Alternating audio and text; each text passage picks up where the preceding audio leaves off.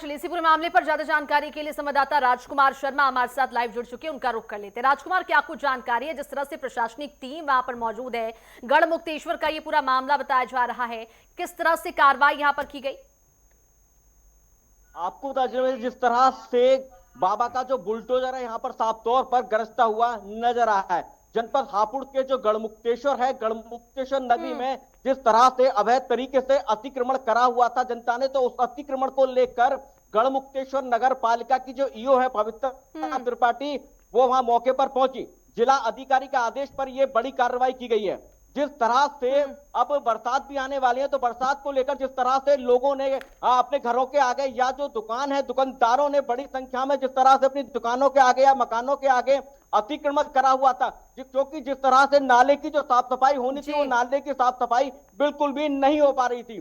जब मौके पर प्रशासन की टीम पहुंची, तो प्रशासन की टीम पहुंचने के बाद जिस तरह से बाबा का बुलडोजर अतिक्रमण पर चला, तो वहीं स्थानीय लोगों ने इसका जो है विद्रोह भी शुरू कर दिया और कहीं ना कहीं नोकझोंक भी प्रशासन के और स्थानीय लोगों के बीच भी होती हुई नजर आई। हालांकि जिस तरह से आदेश के बाद कहीं ना कहीं कार्रवाई की, और हालांकि जिस तरह से पहले इनको नोटिस भी जारी कर दिए थे, मगर नोटिस के बाद भी जो स्थानीय दुकानदार हैं या जो मकान मालिक है, उन्होंने भी नोटिस पर कोई अमल नहीं किया था और वहां से जो अतिक्रमण अवैध तरीके से कर रखा था उसको भी नहीं बिल्कुल। और राजकुमार, ये भी बताइएगा कि कितने लंबे समय से ये लोग यहाँ पर अतिक्रमण करके बैठे हुए थे? क्या प्रशासन की ओर से नोटिस इन्हें दिया गया था?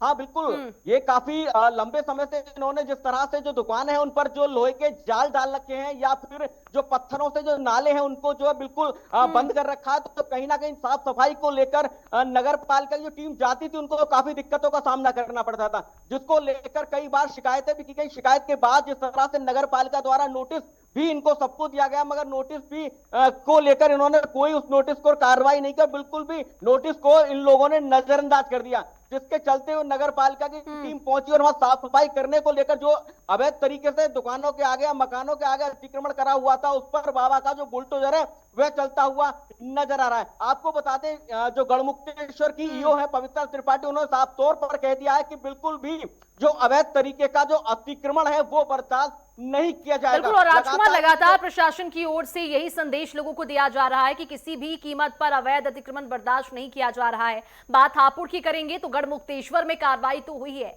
क्या और भी अन्य इलाकों में इस तरह की कार्रवाई देखने को मिली है क्या? हालांकि जिस तरह से अभी तो ये शुरुआत हुई है, हालांकि जिस तरह से बरसात का मौसम शुरू होने वाला है, जुलाई में मानसून जिस तरह से आ जाता है, तो कहीं ना कहीं स्थानीय लोग पहले तो ये कह देते हैं कि नालों की साफ सफाई नहीं हो रही है और एक हल्की बारिश में ही जो नाले हैं ओवरफ्लो हो जाते हैं और रास्तों पर पानी भर जाता है।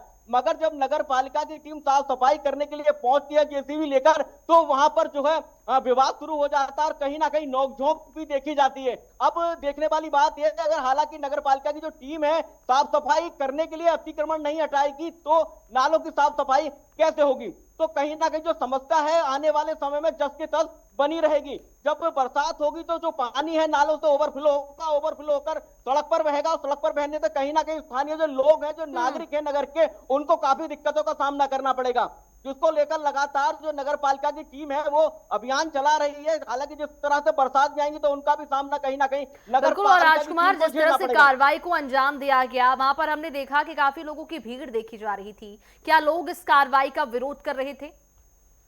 जी बिल्कुल, नगर पालिका की जब टीम वहां पहुंची अतिक्रमण हटाने के लिए, तो जो स्थानीय लोग थे वो कहीं ना कहीं विरोध करते हुए भी नजर आए। साफ तौर पर जो गढ़मुक्तेश्वर की ईओ पवित्र त्रिपाठी और स्थानीय लोगों के बीच नोकझोंक होती हुई साफ तौर पर देखी गई। तो कहीं ना कहीं हालांकि जो प्रशासनिक जो अधिकारी हैं वो उन्होंने साफ तौर पर चेतावनी दे दी है कि बिल्कुल भी जो अवैध अतिक्रमण किया जा रहा है उसको बिल्कुल भी बर्दाश्त नहीं किया जाएगा और जो एक्शन है वो लगातार जारी रहेगा। हालांकि अब ये एक्शन लगातार चलता रहेगा और अभी कई दिनों तक यह जो कार्रवाई है वो लगातार जारी रहने वाली है।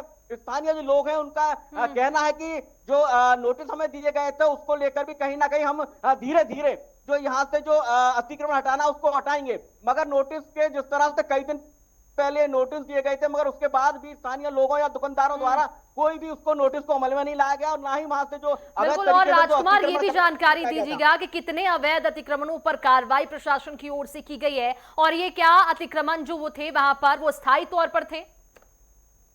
जी बिल्कुल, जिस तरह से दुकानदारों ने जो दुकान के आगे नाले होते हैं उनको नालों को बिल्कुल पत्थरों से और लोहे के जो चैनल होते हैं उनसे उनको बिल्कुल बंद कर रखा था। हालांकि जिस तरह से टीम पहुंची तो साफ सफाई कहां से हो, जब वहां पर साफ सफाई के लिए जेसीबी के लिए जगह ही नहीं है चलाने के लिए। तो हालांकि जिस तरह से कई दुकानदारों के या जो मकानों के आगे जो अवैध तरीके से अतिक्रमण थे वो बुलडोजर के माध्यम से हटाए गए। तो जिस तरह से नगर पालिका की टीम पहुंची और बुलडोजर के माध्यम से हटाएगा और साफ तौर पर जो बोल दिया गया है कि अब जो भी हालांकि जो पूरे शहर के अंदर ये कार्रवाई लगातार जारी रहने वाली है। बिल्कुल, तो लगातार उत्तर प्रदेश में अवैध अतिक्रमण पर कार्रवाई की जा रही है। प्रशासन का पीला पंजा गरज रहा है। इसी क्रम में हापुड़ के गढ़मुक्तेश्वर में भी अवैध अतिक्रमणों पर कार्रवाई की गई। तमाम जानकारी के लिए बहुत